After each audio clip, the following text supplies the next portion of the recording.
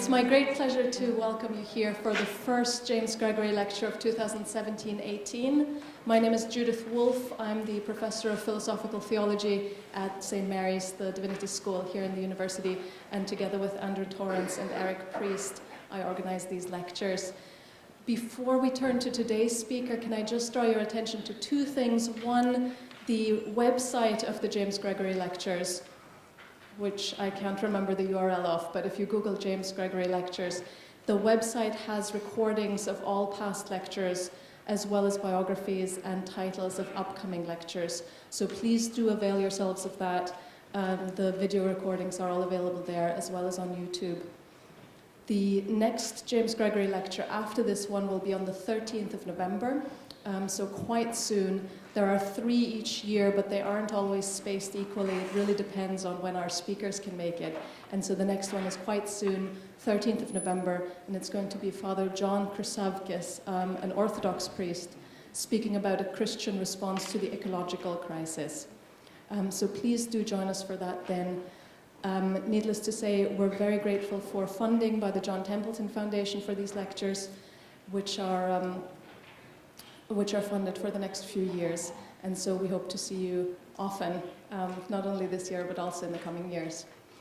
It's my very great pleasure to introduce our speaker tonight, Professor Elaine Ecklund, who, as you can see, is the Herbert Autrey Chair in Social Sciences at Rice University, where she's also the founding director of the Religion and Public Life program, hopefully soon to be relaunched as the Institute for Religion and Public Life.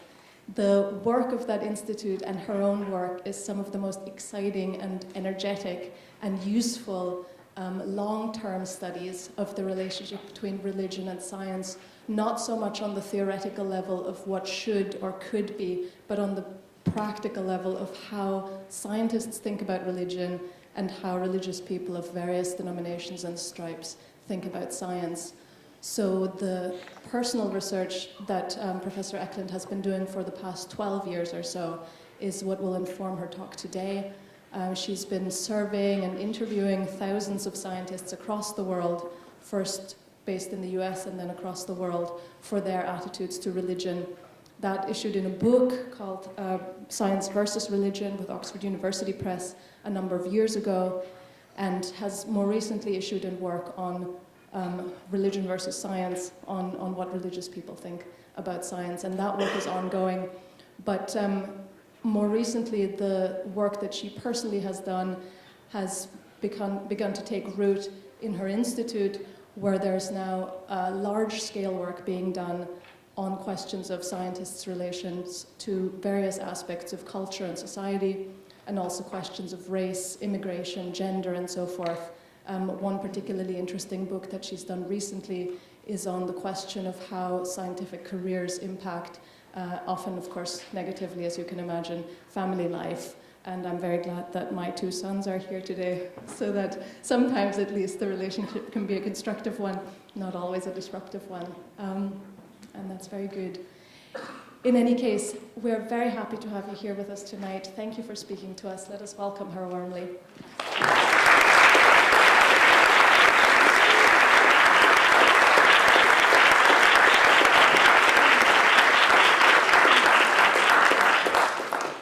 So much for having me here. I know there are other ways that you could be spending your time this evening, so it really is my honor to have you here tonight for these next few minutes, for more than a few minutes, but for this next little while.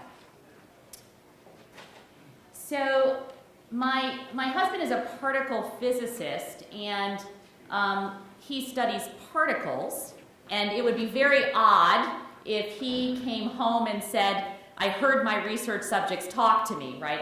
I would sort of get him a psych evaluation or something. But with me, I have the special privilege of having my research subjects talk to me because I am a social scientist.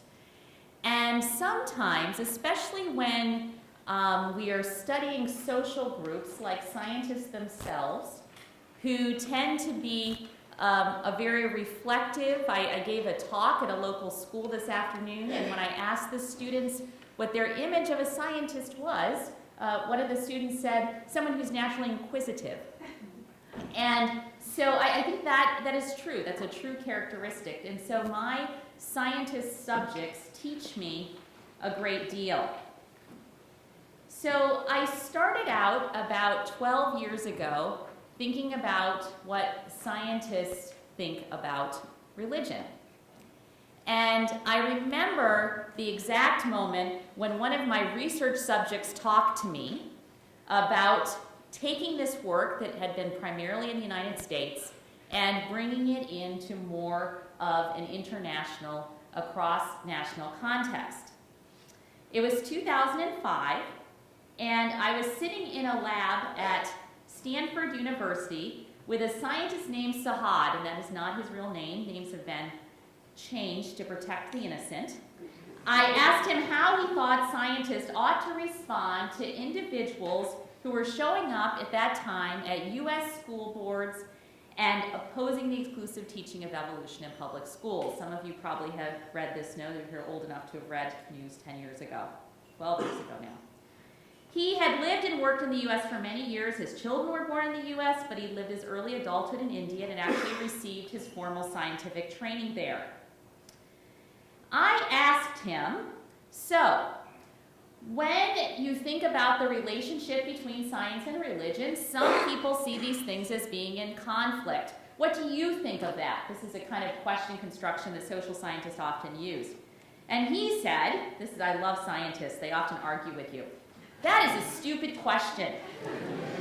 He said, why do you Americans insist on talking about these things in conflict? He said, that's a very Christian understanding. He said, as a Hindu, I never talk about these things. He said, I've almost never heard my fellow scientists in India talking about science and religion as being conflict. He said, my religion only makes me think more deeply about the ways that science might enter faith, and faith might even lead me to a deeper understanding of science. Fast forward 6 years later to 2011, I just received initial funding for a pilot study for what would become the Religion Among Scientists in International Context study. I was overjoyed, but joy, as so much often does with the researchers in the room, joy gave way to panic, actually, as you actually get the grant, and you say, I've agreed to this undertaking, which was studying 20,000 scientists. So I said I was going to do surveys with 20,000 scientists in 8 different contexts, and then I was going to need about a virtual army to get me through the next 5 years of research, which actually ended up being 7 years, the truth be known.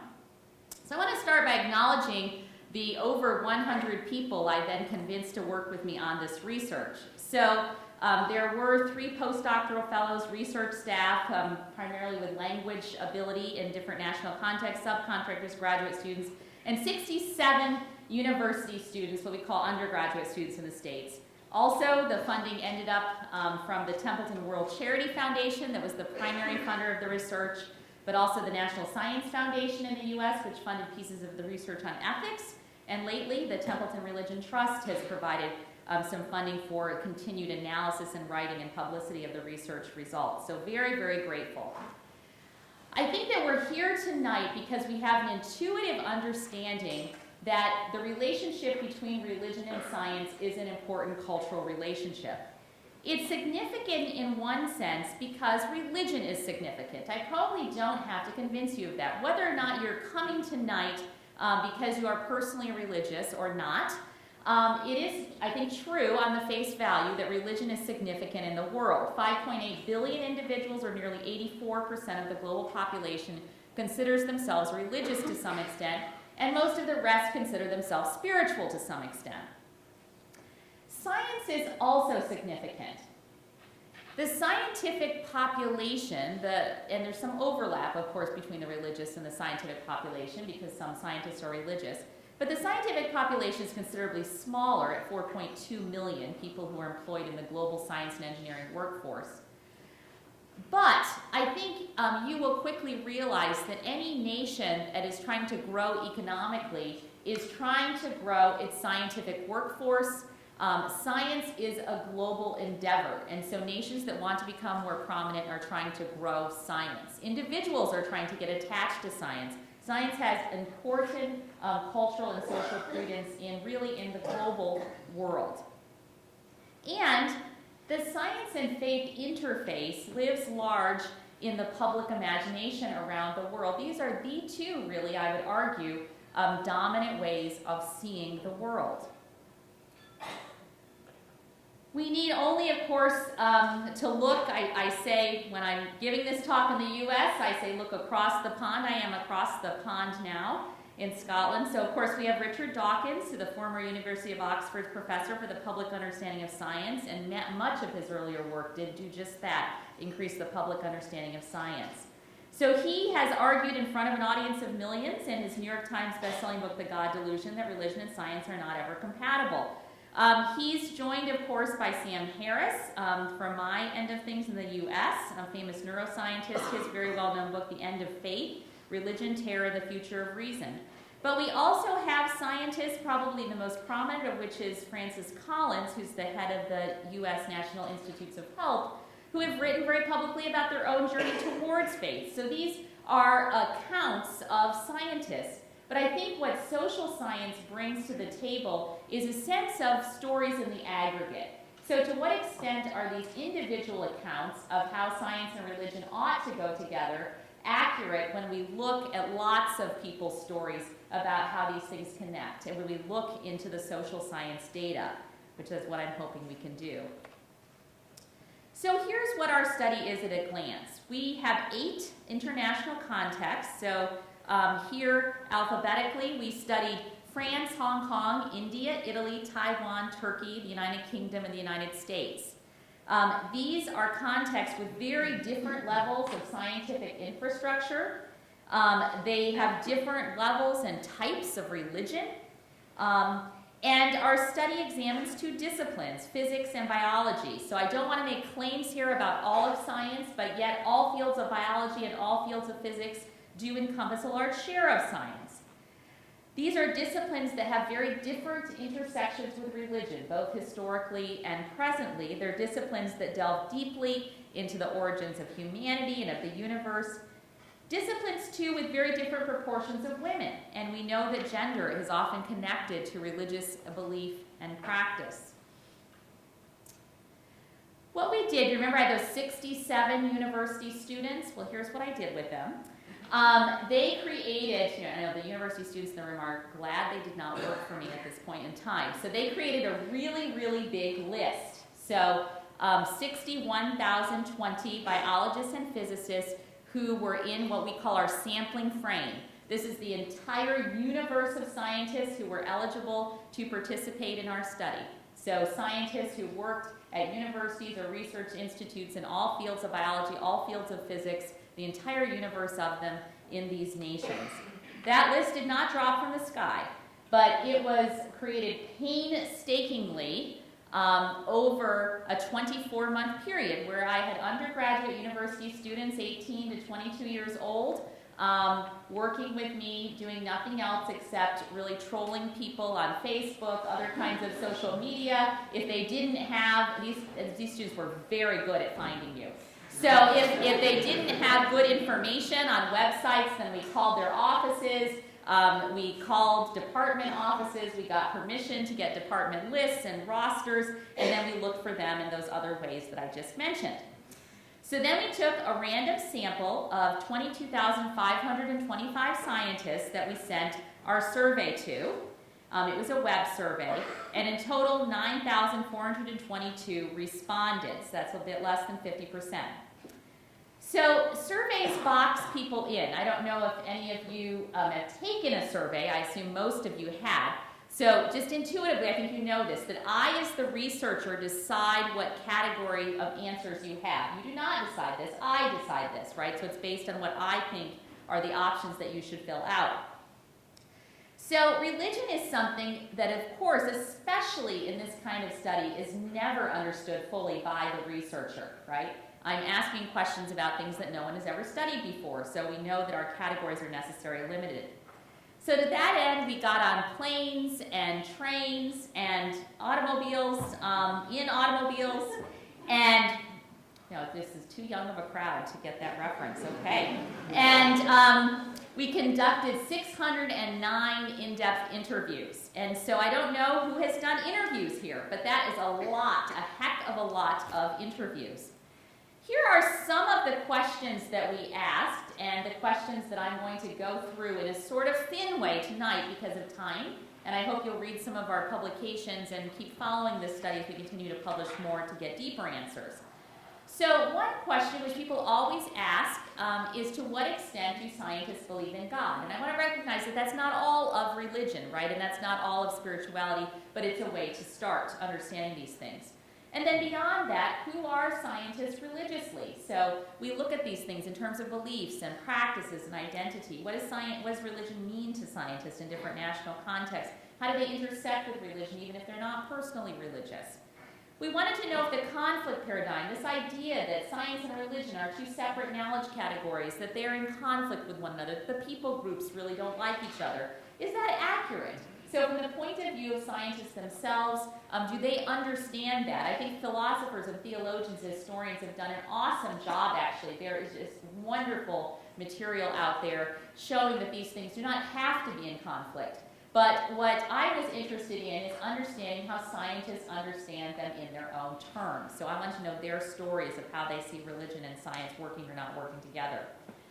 We also wanted to know if religion, to what extent religion ever enters scientific work. So you can imagine that that's kind of a dicey question, especially in some of these national contexts. And so how might it, or are they trying to keep it out? So how do they set or not set boundaries between religion and science in the workplace, in the scientific workplace itself? To tell you a little bit more about what we did, we had these final N, the final number of people who took our survey of 9,422 biologists and physics. But that obscures what happened in each of these national contexts. So essentially we were doing 8 different surveys. We had a low response of 39% in Taiwan and Turkey, and a high response of 57% in Italy and the US. I intimated this already, but it's worth repeating, that social science involves studying real living people. People who experience things like political strife in their nations at the time that I'm asking them to fill out a survey. So to put this in context, at the exact time that we were conducting surveys in both Hong Kong and Turkey, these nations were in massive political unrest. In Hong Kong, actually, we had to stop our survey and then restart again to increase the response rate. So we want to stress, though, that actually in Hong Kong and Turkey, survey research experts, we presented some of this research to the American Association for Public Opinion Research, and we're amazed that we got such high response rates in those 2 particular national contexts. They were some of the highest that they've ever seen. But it was hard going in those 2 nations, 2 regions in particular. So the survey included 77 questions, and I'm going to present some information from 7 of them tonight, so there's more. But we know that religion does not operate in a social vacuum. So we know that the larger project looks at the intersection of things like religion with other social factors, like ethics and gender and family life and the commercial application of science. So we studied those things, but here's some of the demographic characteristics of the population, some of the factors that might influence the religiosity of scientists. So, for example, 45% of our respondents are biologists and 55% are physicists. 69% of them have the PhD or doctoral degree, and the rest were graduate students. So we looked at all phases of the career track, from scientists in training to full professors, named chairs in their discipline, senior scientists. 33% of them are women. This is actually after disproportionate sampling, where we took actually the entire universe of women in most fields of physics, because there are so few women. 21% are foreign-born, and that is showing just how global science is. That's much higher, both in the UK and the US, for example, where as many as 40% of scientists are foreign-born, depending on discipline. So then we went forward with in-depth interviews. And here's what we did with the interviews. We deliberately interviewed scientists in different kinds of categories according to their survey responses. So we interviewed scientists who see themselves as slightly religious, those who see themselves as religious, and those who see themselves as non-religious. So the slightly religious scientists, including scientists who see themselves as spiritual but not religious too. We wanted a more nuanced understanding of these categories. So in the end, we completed these 609 interviews. This involved 7 different languages, so those are the languages in which we had capacity to complete the interview in. Sometimes we let the scientist request the language that they wanted the interview completed in, and sometimes talking about religion in English, even though they had requested that language, talking about religion is a different kind of matter than talking about science. And the scientist wouldn't know the vocabulary for talking about religion, so the interviewer would try to interview in a second language that both the scientist and the interviewer knew. So we got in some really funny situations where I tried to interview, my French is not very good, but I know it better than Italian. And that guy was with this respondent. It didn't speak English well enough to talk about religion in English, and I said, well, could we do French? And then we decided my French wasn't good enough for me to ask the questions in French. And then I said, well, do you speak Italian? And he said, yes, I do speak Italian fluently. And I said, well, I'll ask the questions as well as I can in French, then you say the answers in Italian, and then we will get someone back home to translate. So that was the oddest experience I had. The interview data collection also generated, just to give you another way of looking at this, over 12,000 pages of transcribed materials, and we're still translating and transcribing some of the interviews. So in brief, to what extent do scientists believe in God? So here is the convinced atheist position. So these are the scientists who are certain that there isn't God. So there is variation in national context. So in the most basic sense, our data show that this is, even when you look at it kind of thinly, like with this very basic question, do you believe in God? You see that there's huge variation in the proportion of biologists and physicists in these national contexts who are convinced atheists. The second big descriptive point, and if you're here and you're interested in having dialogue between the scientific community and the religious community, I think this is a bit instructive. The second big descriptive point is that atheism in the science community is that there are also variations in whether scientists are vastly different than members of their general public, right? There's either small or big gaps. So you see, even in France, which we think of as a quite secular nation, there's a pretty big gap between the scientist community who are convinced atheists and the general population in France who are convinced atheists. So that's really interesting. The UK and the US have pretty big magnitude of difference there, which maybe explains some of the difficulty in efforts to have dialogue between scientists and communities of faith in the US in particular. But look actually in Hong Kong and Taiwan, where scientists to some extent are a bit less likely to be convinced atheists than members of their general public. And that's something that has really intrigued us about these data and what that means. And I'm eager to talk about that in the question and answer if you want to. I would say that what I'm going to talk about next is perhaps the most surprising piece of the data for me. I shared transparently about this at a talk with in a school today. I would have told you, as a sociologist of religion and a sociologist of science, both fields that I study, that there are many, many different ways of being a religious person. I mean, that is just patently obvious. You don't need to study to tell you that.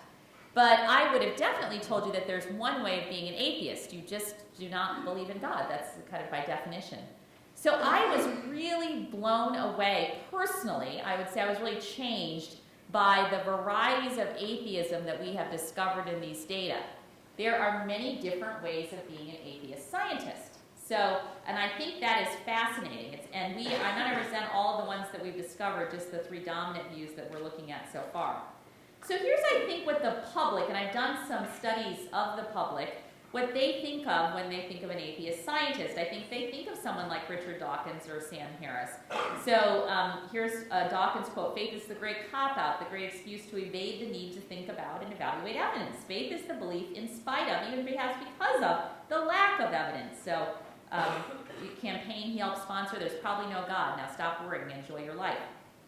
So, I was really blown away when I found spiritual atheists. So here is the first category. Here's an Italian professor of biology who says, I think I am a spiritual person, but I'm not religious.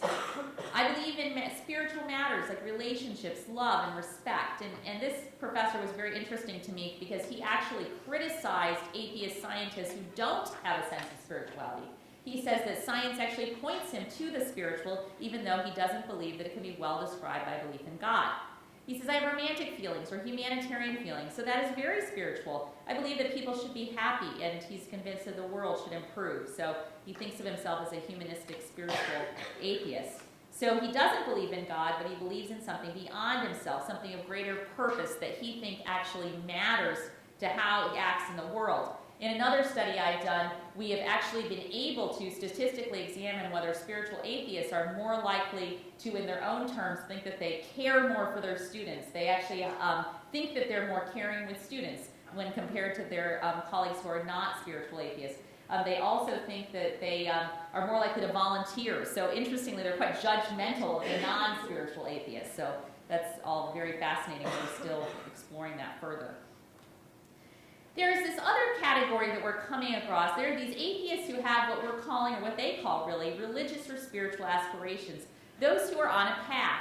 They want to be spiritual or religious. So this is a U.S. professor of biology, and she says, let's put it this way, I aspire to be a spiritual person.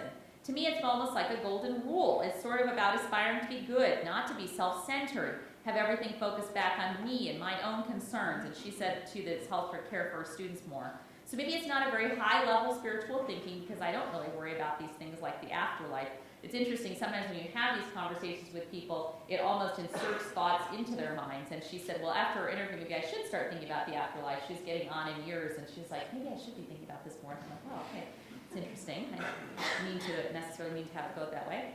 And then the third category is what one respondent said. He was from the UK, a reader in physics, and he said, well, I'm what you call a church-going atheist. And I'm like, well, your label, not mine. That's very interesting. So he says, I have no problem going to church services. It's like looking at another part of your culture, but I have no faith religiously. It doesn't worry me, of course, that religion is still out there. So are all atheist scientists the same? I mean, I don't have time to talk about all the varieties of atheisms, and we're still really plumbing the depths of these data. But we found that our data has at least convinced me and the other researchers on our team that there is variety in atheism among scientists. And I think that can be instructive for certain kinds of endeavors. Now I want to talk briefly about who scientists are religiously. So the next question is, if they're not all atheists, then who are they religiously? So sociologists conceptualize religion in many different ways. We sometimes start out simply by asking people if they think of themselves as religious. That's often a way to just carve out a social space when we're talking about religion. So here's what happens when we just look at this. So if we just ask scientists if they're religious, in the UK, in France rather, the UK, the US, and Hong Kong, between 16 and 39% of scientists see themselves as religious. So if you're out there, you realize you're looking for religious scientists, you want there to be more. This is less than 50%, less than 25% in France. So these numbers are nothing to write home about, but it's not nothing, right? It's a significant minority. But then, look at this. When we move to Italy, Taiwan, Turkey, and India, we see that over 50% of scientists see themselves as religious. I actually like this question. It's thin, but it's surprisingly consistent across cultures, in that when you do focus groups with scientists, they all pretty much think being religious is the same thing, right? Even though they have different actual religious traditions, they all have an intuitive sense of what it means. So I actually like this question. But still, scientists might be much less religious than the general population, and so there may be gaps between scientists and the general population. Perhaps science itself has a personal secularizing effect. So we looked at some of those factors as well. So look at this. So indeed, scientists are less religious than the members of less religious than members of the general population in several of these nations. So that's definitely true. Even in a place like Italy, which is quite religious, where quite a high proportion of scientists see themselves as religious, 52%, still 85% of the general population sees themselves as religious. So there's a gap there. There's even a gap in Turkey, where 55% of scientists see themselves as religious, and in India as well. But these gaps are more moderate in those places. And we look at Hong Kong and Taiwan, there's actually the reverse, where scientists think of themselves as more religious than members of the general population. So that's interesting as well. So then we move to trying to look at the particular religious traditions of scientists. So let's turn to examining that for a moment. So in India, we see, for example, that 79% of scientists identify as Hindu. There's a great overlap between cultural and ethnic conceptions of being a Hindu and religious conceptions, and so that's something to think about there. That's about the same proportion as the general population who identify as Hindu. In Italy, 56% of scientists are Catholic, and 44% of Taiwanese scientists identify as Protestant, Buddhist, or a practitioner of a folk religion. And in Turkey, 73% identify as Muslim. Let's now look at a measure of practice, so religious attendance, recognizing there are lots of ways of measuring religious practice, and so we attend to those in other work. In general, scientists do participate in religious services less frequently than members of the general population in their national context. The gap is actually greatest in the U.S., so this is interesting, I think. So where 44% of the general population participates once a month or more, compared to only 17% of scientists. So if you are a religious person in the general population in the U.S., you're not as likely to meet a scientist, say, going to church. And so there's actually low network amongst those groups. And we've looked at that, or between those groups, rather. We've looked at that in some of our other research. The gap is followed by the scientist general population gap in attendance in the UK, Italy, and France. But in Taiwan, scientists are actually slightly more likely to participate.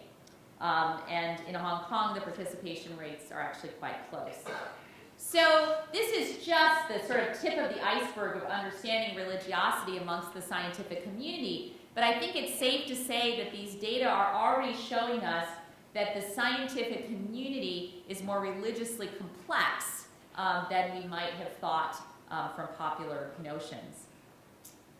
Next, I want to talk a bit about this very famous conflict paradigm. We also wanted to know how scientists respond to this incredibly socially pervasive paradigm. So we asked scientists to respond to a survey question, and then we followed up with in-depth interviews to try to plumb more of the narrative meaning and the depths of how they might understand these categories and their relationship to one another, or even if they thought they were categories. We didn't want to introduce religion and science necessarily even as separate categories.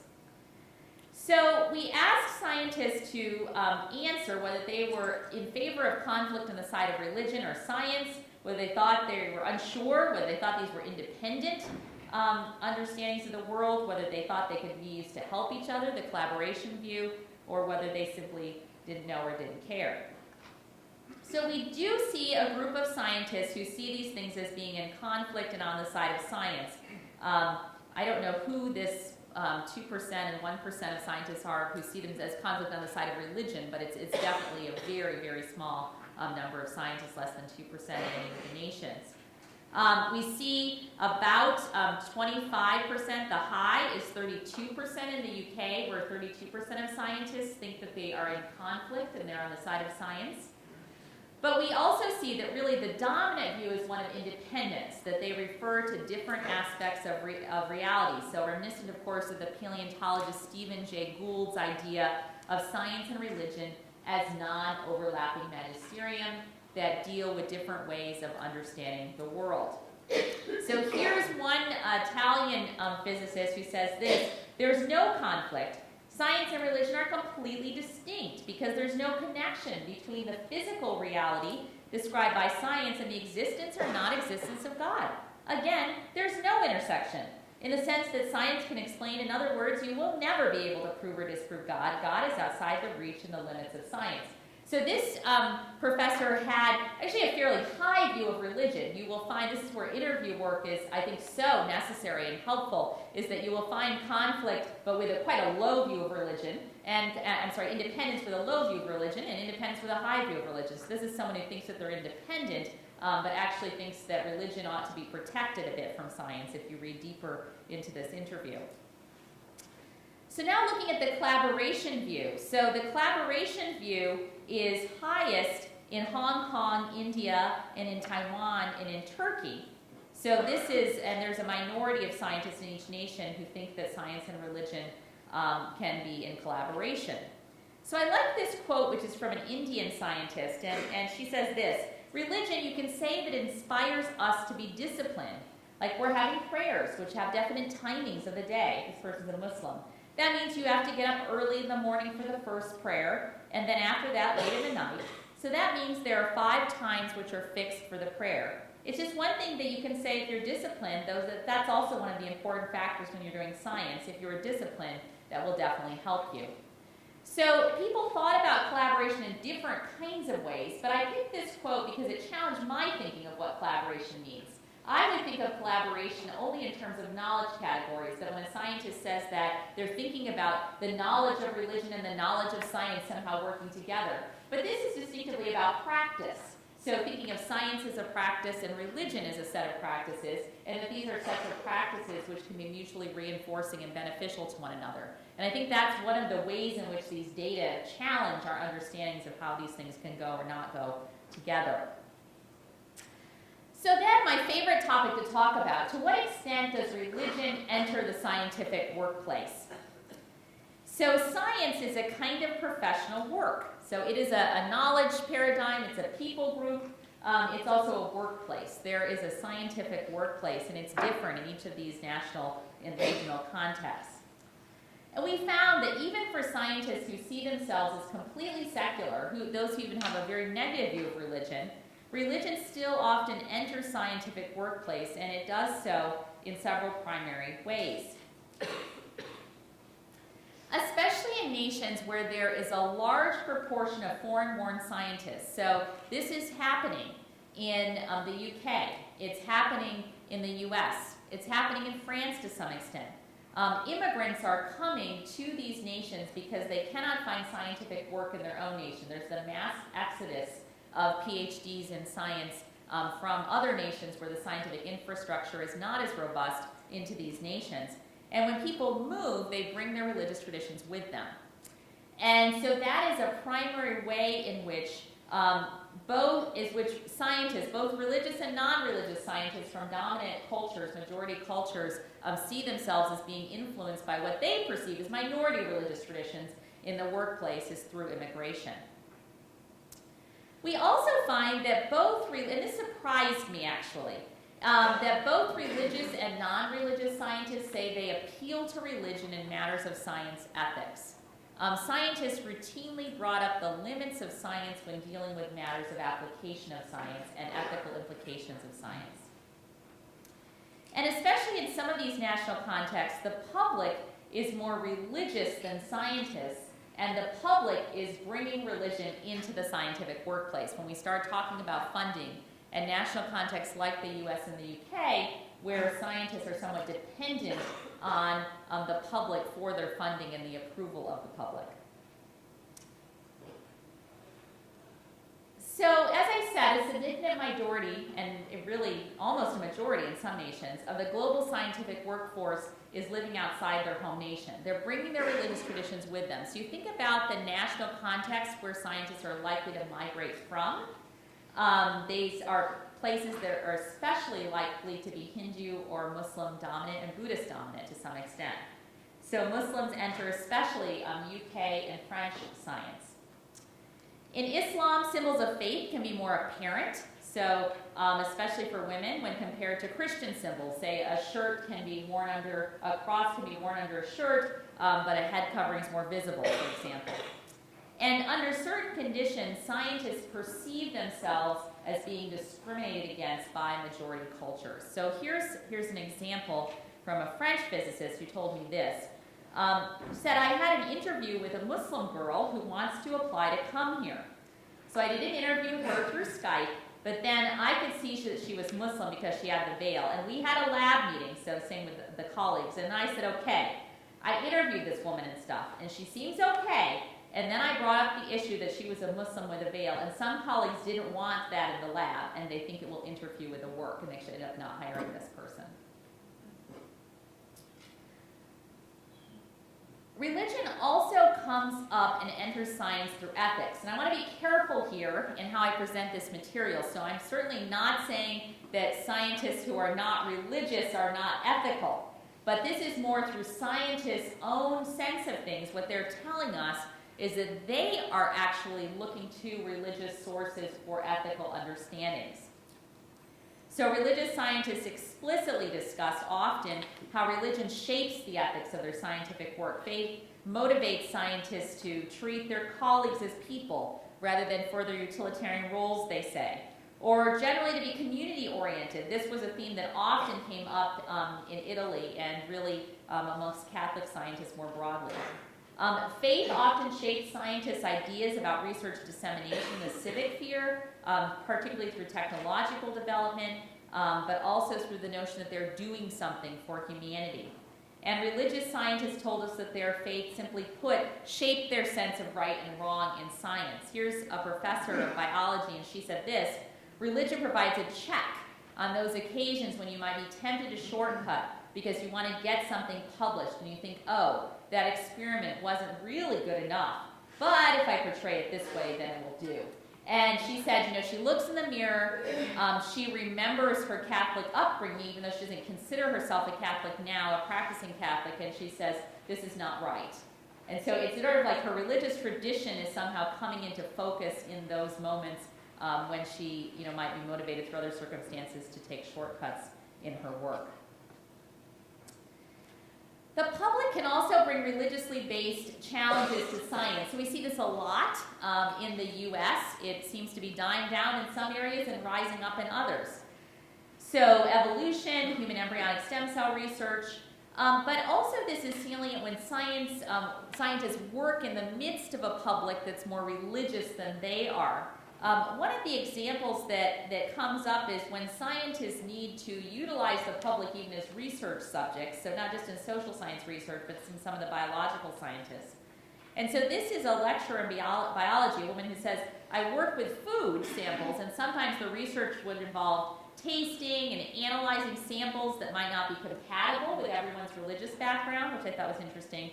So she says, if I knew that a number of my participants would prefer halal meat, because that is what their religion suggests, then we would try to source halal. She said, even though that wasn't really important in the actual nature of the research.